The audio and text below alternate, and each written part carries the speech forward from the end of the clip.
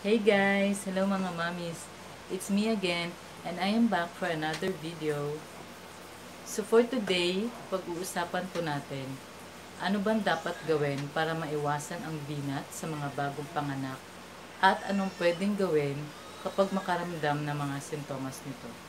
So if you're interested, then please keep on watching!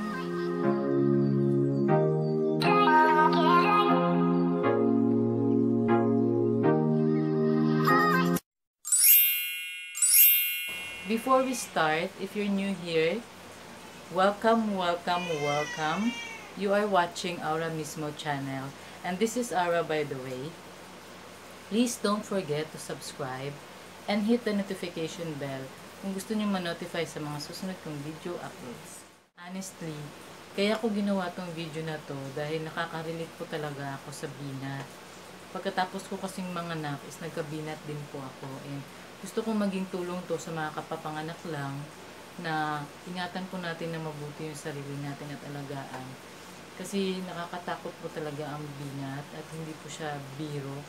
Kasi worst case scenario, pwede mo itong ikamatay.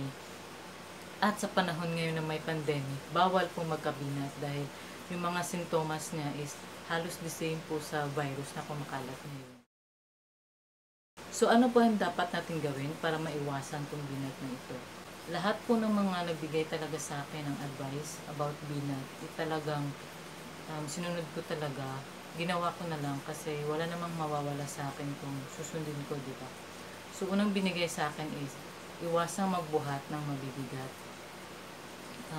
Nakaka-trigger daw kasi dito yung paninikip ng dibdib at saka hirap huminga. And isa yun sa mga sintomas ng pagkabinat. And based on my experience, totoo to kasi nung every time kasi na binubuhat ko yung anak ko, hindi ko kasi maiwasan kasi kapag naalagaan mo naman yung baby, di ba? Pag tinatahan mo siya, kinakarga mo talaga. And yun yung naging rason talaga kung bakit sobrang bigat ng likod ko at saka sobrang hirap kong huminga ng mga first 2 weeks talaga after kong manganak.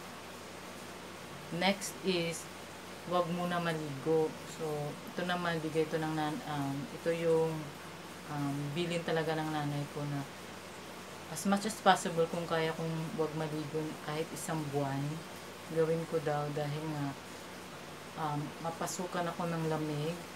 And kapag mapasukan ka ng lamig, ang lakas ng chance na magkaroon ka ng lagnat or yun nga, magkaroon ka ng chill sa katawan, pag-chill sa katawan, isa rin yun sa mga sintomas ng pagkabinat. Ito naman, ang ginawa ko noon is parang after 10 days, naligo naman ako. So, hindi ko kaya yung 1 month naman, sobra naman yun, parang taong gubat na ako. Diba? Next is iwasan magbabad sa cellphone at nakatutok parati sa TV. So, yung explanation dito is yung sa radiation daw, nakakabinat daw yun. Kasi kapag nakatutok ka lang sa isang distance and lalong-lalo na sa cellphone kapag doon ka lang nakatingin parati, yung mata mo daw is tawag nito, paano ba yun? Mapapagod agad yung mata mo. And kapag mapagod yung mata mo, nagluluha-luha yun. And of course, kapag masakit yung mata mo, is magkakaroon ka na rin ng headache. So, isa to sa mga sintomas ng binat, yung pagkaroon ng headache, and yun nga yung pagluluha-luha ng mata. Connected kasi yun. So, ako naman, sa experience ko, ito yung medyo hirap kasi nung first week ko talagang gusto kong mag-check ng email sa trabaho. Kasi since biglaan yung panganganak ko, kailangan ko i-inform yung boss ko. Another thing na in-advise sa akin ng midwife ko is, iwasan ko munang magsuklay. So, ito hindi ko naman to masyadong problema noon kasi hindi naman din ako madalas nagsusuklay. Siyempre, nasa bahay lang naman. And kulot pa ako. So, regardless kung magsuklay ako, hindi naman napapansin. So, ako hindi ko masyadong magets bakit nakakabinat yung pagsusuklay after manganak. Pero, ang sabi sa akin ng midwife is, nag-exert ka daw kasi ng effort kapag nagsusuklay. So, may tendency daw na mafo-force ka. Then, iwasan magpagutom. Ito naman, ito yung bigyan sa akin ng nanay ko. Kasi, I think it makes sense naman kapag gusto mong gumaling agad, kailangan magpalakas ka talaga and kailangan may laman yung tiyan mo. So, ang sabi kasi ng nanay ko, nakakabinat daw yun, and aside from that, nakakabaliw daw kapag magpagutom ka after mong manganak. Next is iwasan humawak o uminom ng mga malalamig.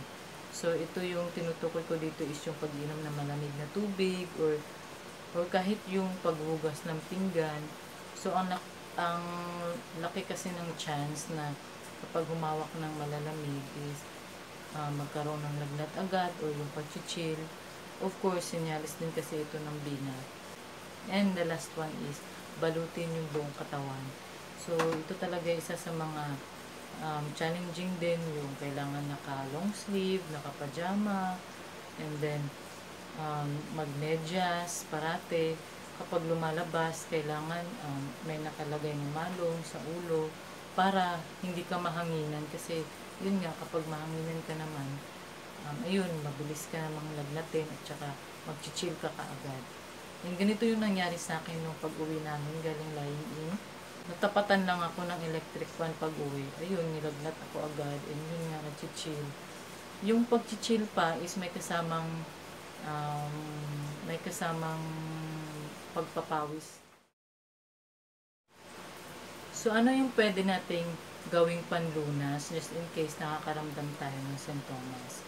Ito po yung ginawa ko nung nagkaroon nga po ako ng mga nararamdaman like headache, or yun nga, hirap sa paghinga, tapos yun nga, yung mata ko pa nagluluha. So, isa sa mga una namin ginawa is yung pagsusuob or tuob sa Bisaya. Effective to talaga sa akin kasi after kong masuob, nawala po talaga yung paninikip ng dibdib ko. And bumilis yung recovery ko after ng suob talaga. Just make sure lang na alam nyo kung paano to gawin, at the same time, huwag talagang maligo after magsuob.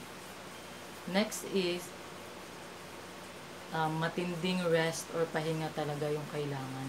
So, kapag sinabing rest, kailangan dapat dito mag-step up yung mga mister o yung mga partner.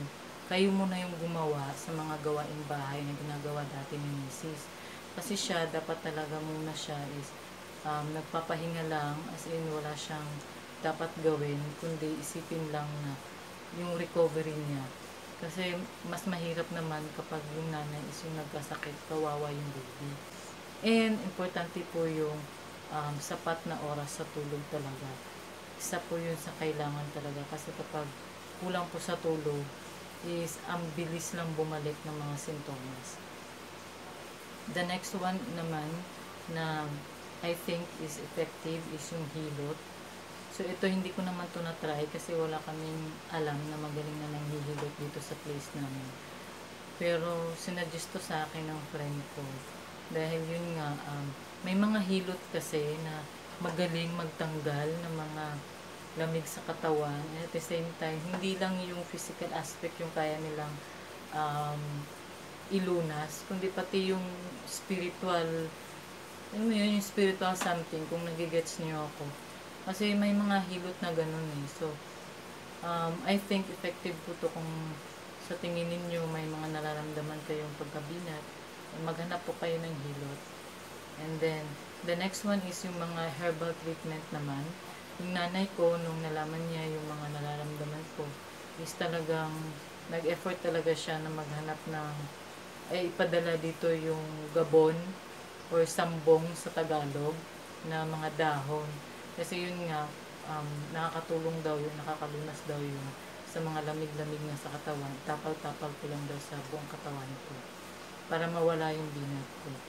Then last ko is magpalakas po kayo. So, kapag sinabi kong magpalakas is kumain po sa tamang oras, uminom na maraming tubig, at saka inumin po yung mga vitamins. And at the same time, huwag po talagang magpa-stress. Kasi itong stress po talaga is na nakakalala po to ng nararamdaman ko talaga. So, yun lang po, kapag lahat po ng nabanggit ko ay hindi pa rin tumalab, is magpatingin na po kayo ng doktor. It's very important na magpa-consult kayo sa isang doktor. So, yun lang po lahat, itong video na to. I hope na nakatulong po ako, lalong-lalo na sa mga kapapanganak lang. And ingatan ninyo po ang sarili niyo.